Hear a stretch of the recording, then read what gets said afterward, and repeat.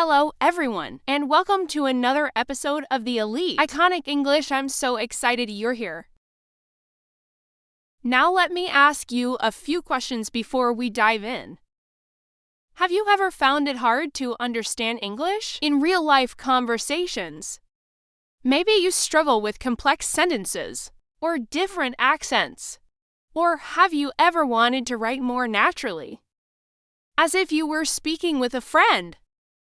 Well, today's episode is perfect for you. We are going to talk about how listening to real-life stories can boost your listening and writing skills. Stories are a fantastic way to practice because they help you hear natural expressions, vocabulary, and sentence structures that you won't always find in textbooks. By listening carefully to real-life situations, you will learn how to communicate more effectively, improve your comprehension, and even sound more like a native speaker when you write. In this episode, I'll be sharing personal stories from my own life. These stories are full of practical language you can use in everyday conversations. You will hear me describe moments of joy, challenges, and even unexpected lessons I've learned it along the way. By focusing on these real-life examples, you will understand how English is used in day-to-day situations and how you can apply this to both your listening and writing. Let's jump in and start learning. Let's begin with one of the most common situations that many of us experience. A moment when something unexpected happens, and you have to think quickly. It could be a surprise call from a friend, an urgent work request, or even something as simple as realizing you've forgotten something important. Have you ever found yourself in one of those situations where you had to respond quickly, and in English you had to use phrases or vocabulary you weren't quite sure about? Well, let me tell you about one such moment from my own life. I remember one morning I was running late for a meeting, and my phone buzzed with an unexpected message from a colleague. She was asking for my input on a project, and I had only about 5 minutes to reply. In that moment, I had to figure out how to reply quickly, but still sound professional. I wasn't sure what vocabulary would fit, but I ended up using some expressions like, "I'll get back to you on that," and "let me quickly check and get back to you." This situation showed me how much language changes, depending on context. In moments like this, you can't rely on formal or textbook English. You need the kind of English you hear in real life. It's the kind of language that flows naturally and makes your communication sound smooth and fluent. Now let's break down some of the phrases I used, because they are great examples of what you can use in these situations. "I'll get back to you on that" is something you might say when you're asked something urgent, but you don't have all the details yet. It shows that you'll respond later, but it sounds confident and professional. "Let me quickly check and get back to you" is a more casual way of saying you're going to check for the information and respond soon. These phrases are common in both work environments and personal situations, making them essential for both listening and writing. Think about how you could use these phrases in your own life. Maybe you've been in a situation where you had to send a quick email or respond to a colleague during a busy moment.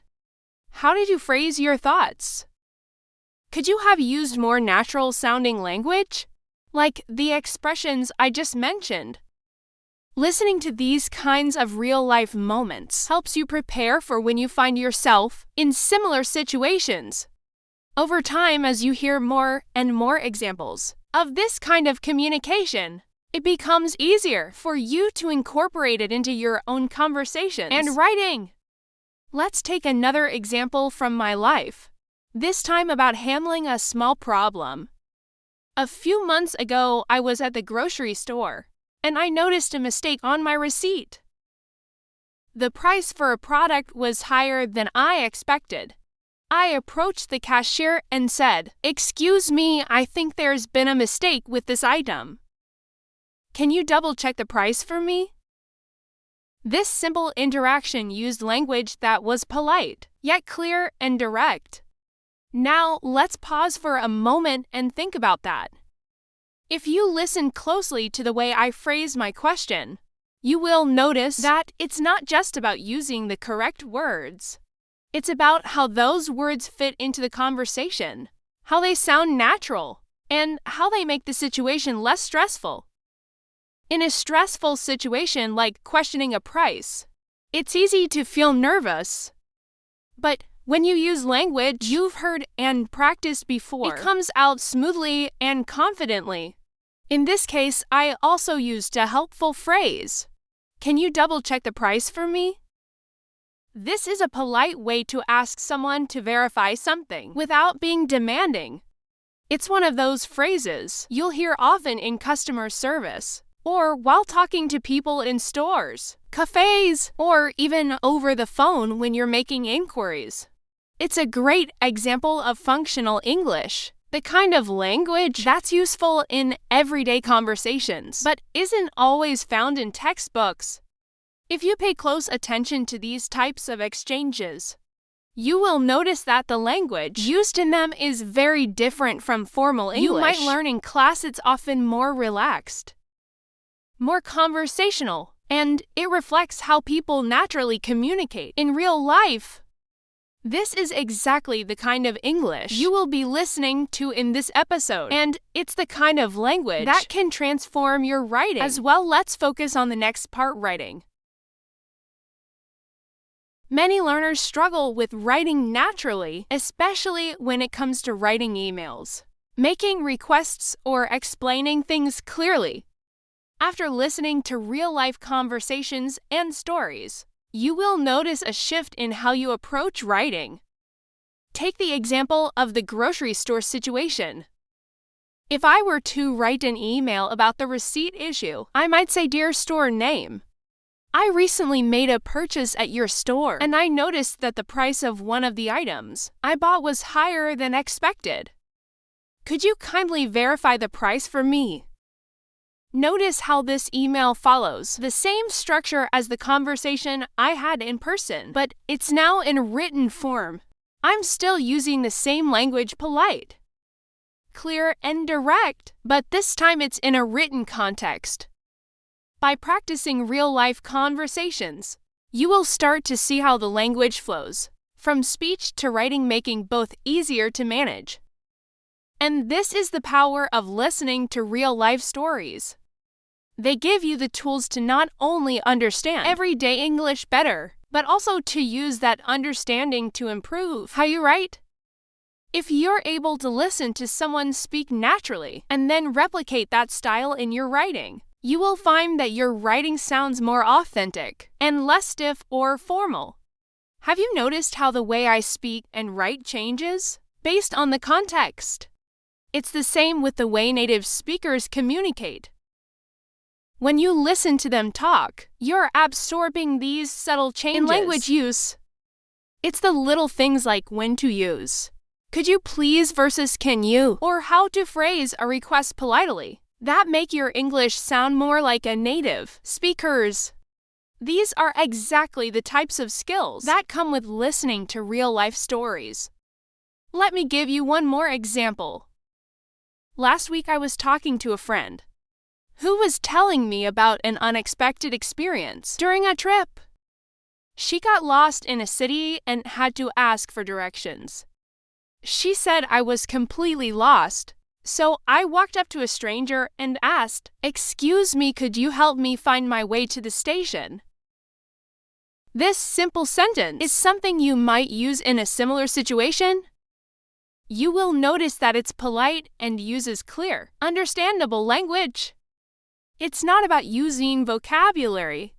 It's about getting your message across in a way that sounds natural. The beauty of real-life stories is that they help you practice this kind of everyday language. When you hear a phrase like, "Could you help me find my way in a story?" you start recognizing it, and then it becomes part of your vocabulary. Over time, you start to speak and write with more ease. knowing that you have a bank of natural sounding phrases to draw from. And that's the goal of today's episode, to get you comfortable with the kind of English you'll use in real-life situations. When you start thinking in these terms, both your listening and writing skills will improve dramatically. Let's explore another area where real-life stories can really help you understand how English works in natural conversations, handling unexpected emotions. We've all been in situations where we feel nervous, happy, or even frustrated, and how we express these emotions can change the language we use. Have you ever noticed how people adjust their language when they are feeling stressed, excited, or confused? It's not just about using the right words, but also about the tone, the pacing, and the expressions that go with it. These are all things you will pick up by listening to real-life stories, and they are exactly what you need to sound more fluent and natural in English. Let me share an experience with you. A few months ago, I had an unexpected situation at work. It was the end of the day, and I was heading out for an important meeting when I found out that the presentation I had spent hours preparing was missing from my laptop. I felt my heart race. I had worked so hard on it, and suddenly realized I was missing the most important part of the meeting. In that moment, I had to control my emotions and still communicate clearly to my team. I called my colleague and said, "I'm in a bit of a panic right now. I can't find the presentation. Can you help me figure this out quickly?"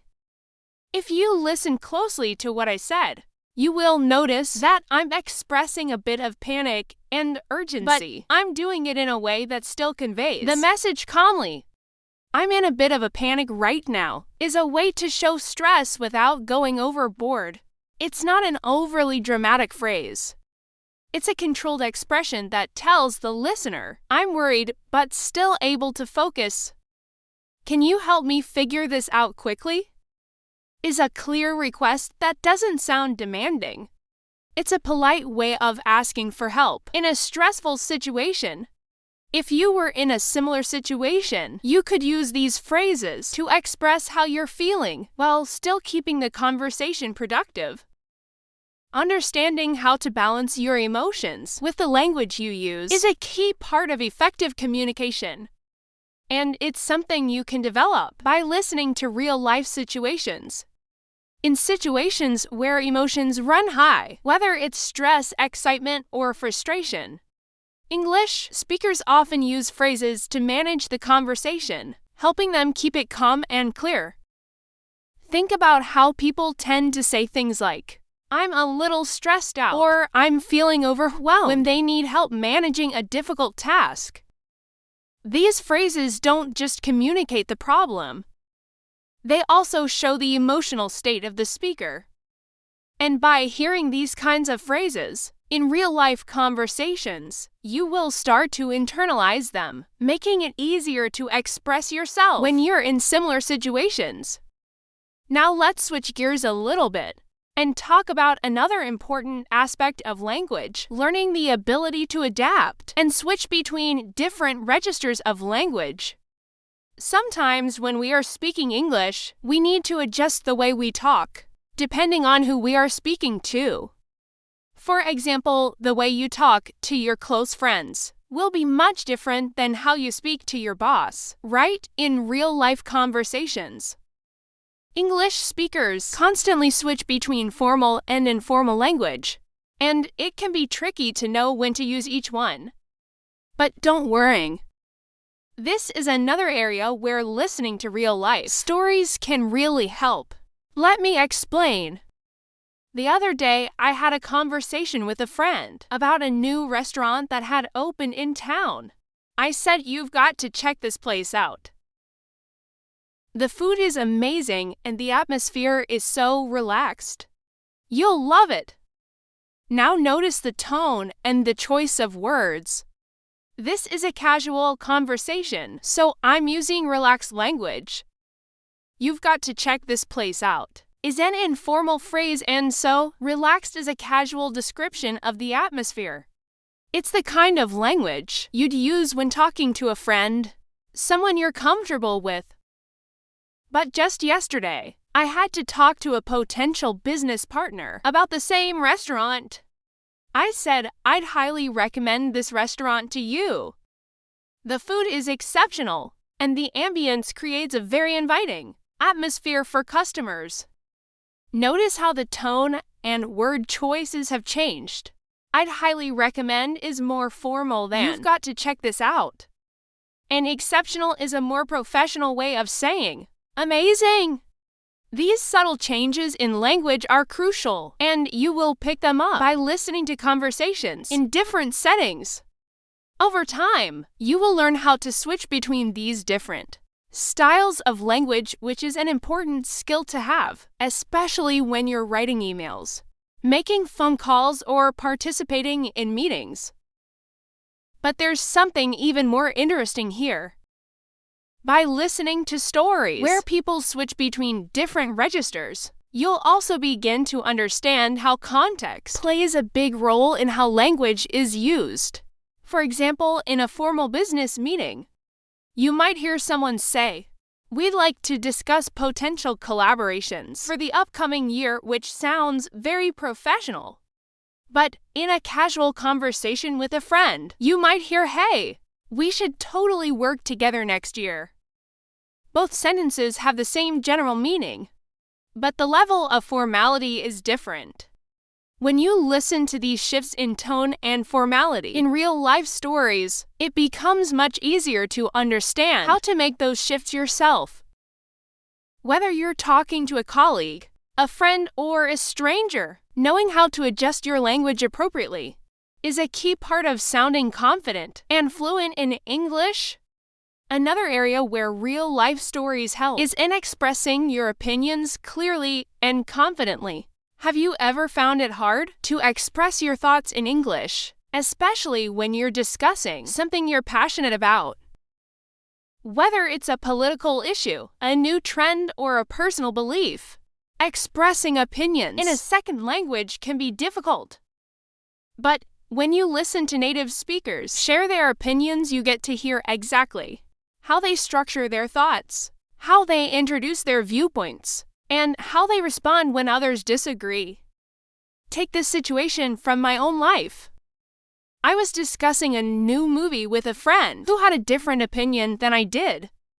I said, "I totally get why you feel that way. But personally, I think the movie's pacing was a bit slow in the middle. I just couldn't stay engaged for some parts." Notice how I started by acknowledging my friend's point of view. "I totally get why you feel that way." This is a polite and respectful way to acknowledge someone's opinion, which is important in any discussion. Then, I introduced my own opinion by saying, "Personally, I think." This is a great phrase to use when sharing your own thoughts, as it shows that you're speaking from your perspective. And finally, I explained my reasoning. The movie's pacing was a bit slow. This is how you support your opinion with clear, understandable points. By listening to these types of exchanges in real-life stories, you will start to notice the language patterns used to express opinions. Whether you're agreeing, disagreeing, or offering your own perspective, there's a certain way to do it that sounds both natural and confident. Over time, as you listen to more of these conversations, you will start using these phrases in your own discussions, making your spoken and written English sound more polished and confident. So, as we've seen throughout this episode, real-life stories are powerful tools for improving your English. They expose you to the kind of language used in everyday situations, helping you understand how to express yourself more naturally and confidently. From dealing with emotions, to switching between different registers of language, to expressing opinions, the real-life examples I've shared are just a small glimpse of the kinds of situations you'll encounter as you improve your listening and writing skills. The more you listen to these stories, the more you will absorb the natural rhythm and flow of English, making it easier to communicate effectively in a wide range of settings. Understanding English through real-life stories is like immersing yourself in the heart of the language. The beauty of this approach lies in how effortless you begin to absorb not just vocabulary and grammar, but also the subtle nuances of tone, expression, and cultural context. When you hear how people navigate real situations, you start to pick up on patterns and expressions that textbooks and formal lessons often miss. This is where storytelling becomes a tool, not just for learning, but for transforming how you approach the language.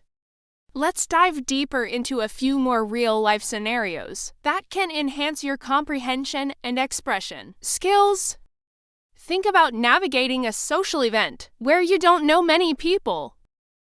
The language used in these situations is often a mix of small talk, polite inquiries, and casual banter. When I first moved to a new city, I attended a networking event where I didn't know anyone. It was a little daunting, but it turned out to be an incredible opportunity to practice conversational English in a natural setting. I introduced myself to someone and said, "Hi, I'm Lucy, I just moved here," and thought this event would be a great way to meet new people. How about you? What brings you here tonight? Notice how this simple introduction covers a lot of ground. First, it gives a bit of personal information. I just moved here, which invites the other person to respond with something similar. Then the question, "What brings you here tonight?" opens the conversation and encourages the other person to share their story. These are the kinds of phrases you'll hear often in real-life interactions, and the more you listen to them, the more natural they'll feel when you use them yourself. As the evening went on, I had to adapt my language, depending on who I was talking to. For example, when I spoke to someone older and more experienced in their career, I kept my language more formal. I said, "It's fascinating to hear about your work in the tech industry. How long have you been involved in this field?" But when I spoke to someone closer to my age, my tone became more relaxed and I said, "Wow, that's cool that you work in tech. What kind of stuff do you work on?" Both sentences serve the same purpose, showing interest in the other person's career, but the level of formality changes based on the context. This kind of flexibility is essential for sounding natural in English. Listening to how native speakers adjust their language in different situations will help you develop the instinct to do the same. Now, let's talk about a situation where storytelling itself becomes the focus. Sharing personal anecdotes is one of the most engaging ways to connect with others, and it's also a fantastic way to practice your English. When you share a story, you're not just reciting events. You're bringing them to life with details, emotions, and dialogue.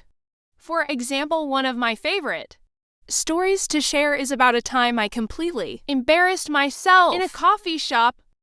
It was a rainy Saturday morning, and I decided to treat myself to a fancy coffee. I walked into this trendy cafe, glanced at the menu, and confidently ordered what I thought was a sophisticated drink. "I'll have a caramel macchiato, extra foam with almond milk."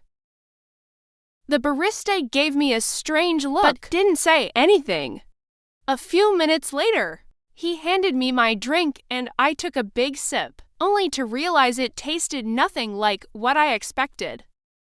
I had accidentally ordered the wrong drink. Embarrassed, I laughed and said, "Well, I guess I'm trying something new today." When I share this story, I use phrases like, "I decided to treat myself," and "I guess I'm trying something new today," which are common in everyday English. These kinds of expressions make the story feel more relatable and engaging. By listening to stories like this, You will learn how to use conversational phrases that bring your own stories to life, making them more vivid and enjoyable for your listeners. Another important skill you can develop through real-life stories is understanding how to handle misunderstandings or awkward moments in conversations. These situations happen to everyone, and knowing how to navigate them gracefully is a valuable skill. For instance, I once had a moment where I misunderstood someone's question during a meeting. They asked, "What's your take on the current strategy?" But I thought they were asking for a detailed explanation of the strategy itself. I started explaining the steps of the strategy, only to realize midway that I had misunderstood. I paused and said, "Oh, I see what you mean. Now you're asking for my opinion on it. I think the strategy has potential, but it might need some adjustments in certain areas." What's important here is how I handled the misunderstanding. Instead of panicking, I acknowledged the mistake. "Oh, I see what you mean now," and then corrected it. This kind of language is incredibly useful in professional and social settings. Listening to stories where people navigate similar situations will give you the tools you need to handle misunderstandings with confidence. Let's shift to another practical scenario: giving directions or instructions. Imagine you're helping a tourist who's lost in your city. This is a situation where clarity is key, and the language you use needs to be simple and direct. A few weeks ago, I was walking in the park when someone stopped me and asked, "Excuse me, can you tell me how to get to the main library?" I smiled and said, "Of course. Just keep walking straight until you see the big fountain. The library is right behind it. You can't miss it." Notice how the directions are clear and easy to follow. "Just keep walking straight, and the library is right behind it" are phrases that leave no room for confusion. Listening to stories where people give directions or instructions will help you learn how to simplify your language and make it more accessible, which is a valuable skill in any situation. Finally, let's talk about handling feedback or criticism. This is a situation where language plays a big role in how the messages received. I remember a time when I received some tough feedback from a professor in college.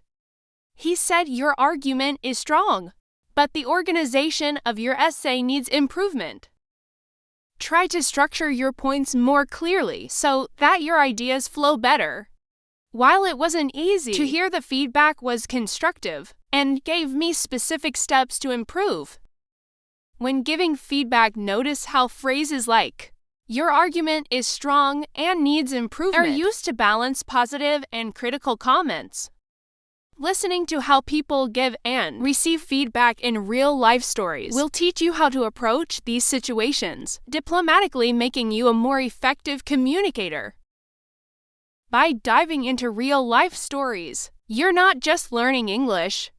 You're learning how to use it in the situations that matter most.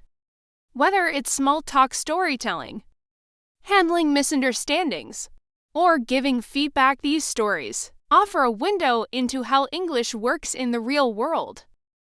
The more you listen, the more you will pick up on the rhythms and patterns of natural speech, helping you sound more fluent and confident in any context.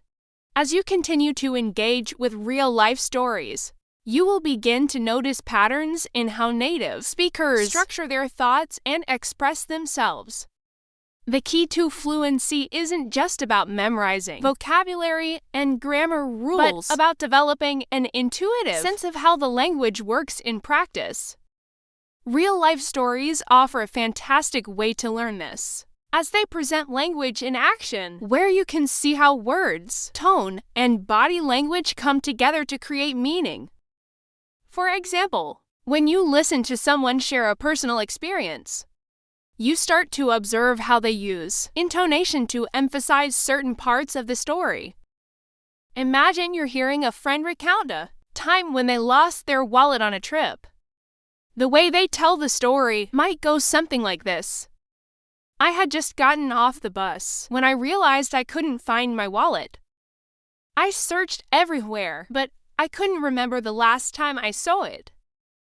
The pauses and emphasis on "I couldn't find my wallet" convey the stress and urgency of the situation.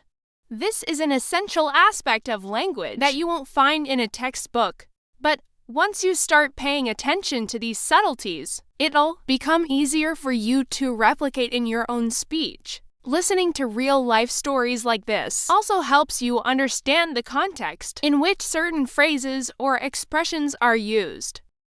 For instance, in a situation where someone is recounting a personal loss or disappointment, they might say, "That was one of the worst days of my life." This phrase, while simple, carries deep emotional weight and is used in a context that conveys the gravity of the situation. It's not just the words that matter, but how and when they are used. As you continue to listen, you will notice similar phrases used to express different emotions, whether it's frustration, joy, or surprise. Another aspect of real-life stories is how they often include unexpected twists or challenges. These unexpected elements are an important part of communication because they mimic the unpredictability of everyday life. Take, for example, a story about a spontaneous road trip. A person might start by saying, "It was supposed to be a quick trip, just a couple of hours to the beach," but then they'll describe how things went. "Of course, we ended up wrong exit and ended up in the middle of nowhere here." The twist, "the wrong exit," adds a layer of surprise and humor to the story. This type of storytelling often incorporates humor or a lesson learned, and it's something you'll encounter regularly in conversations. Listening to how these twists are introduced can help you sound more natural and engaging when telling your own stories. In the workplace, storytelling can also be a powerful tool for building relationships and creating connections. For instance, imagine you're attending a team meeting and someone shares a story about a challenging project they worked on. They might say, "It was a huge project, and at first, I didn't think we'd be able to pull it off. But we worked together, stayed focused, and in the end, we exceeded our clients' expectations." Notice how this story highlights resilience and teamwork to qualities that are valued in many professional settings. By listening to these kinds of stories, you can learn not only how to narrate your own experiences, but also how to tailor your language to specific contexts like a professional environment. One of the most valuable skills you can develop through real-life stories is understanding how people navigate different social situations. Consider a scenario where you're attending a dinner party and someone asks, "So, what do you think of the food?" In response, a native speaker might say something like, "Honestly, I wasn't sure what to expect, but I'm pleasantly surprised. The flavors are amazing." The key here is to notice how the speaker keeps their answer polite and positive, even if they weren't completely sure about the food at first. This kind of conversational skill is essential in social interactions, where you may need to express opinions tactfully, especially when dealing with topics like food, fashion, or sensitive issues. Real-life stories are also a great way to learn how to ask questions and keep a conversation flowing naturally. For example, imagine you're listening to someone talk about their recent travels. After they mention the places they visited, you could ask, "What was your favorite part of the trip?" Or, "How did you manage to navigate the language barrier?" These kinds of questions show that you're engaged and interested in the conversation while also keeping the flow going. The more you listen to stories and conversations, the more you will develop an instinct for asking the right questions at the right time, which is a crucial skill for any level of fluency. Additionally, real-life stories offer a rich source of idiomatic expressions and colloquial language. Take, for example, a story about a time someone had a bad experience with a service. I don't know what happened, but the whole experience was a disaster. The waiter was rude and the food took forever to arrive. The phrase "the whole experience was a disaster" is an idiomatic way of expressing frustration, and "took forever" is a colloquial expression that makes the story feel more genuine and relatable. These expressions are often hard to learn from textbooks, but when you hear them in context, you begin to internalize them, making it easier to use them in your own conversations. Moreover, listening to real-life stories allows you to understand how emotions are conveyed through language. Whether it's excitement, sadness, or frustration, you can hear how native speakers adjust their language to match their emotions. For instance, a person might say, "I couldn't believe it. I have been waiting for this opportunity for years. And finally, it was happening." The excitement is clear through the words, "I couldn't believe it," and "finally, it was happening." Understanding how emotions influence language use will help you sound more natural when expressing your own feelings in English, whether in a casual chat or a more formal setting. In conversations, there are also moments of silence, pauses, and moments of reflection that are crucial to understanding the flow of a story. Imagine you're listening to someone recount a difficult experience. "It was a tough time for me. I had just lost my job and everything seemed uncertain." Notice how the pause "it was a tough time for me" builds suspense and invites the listener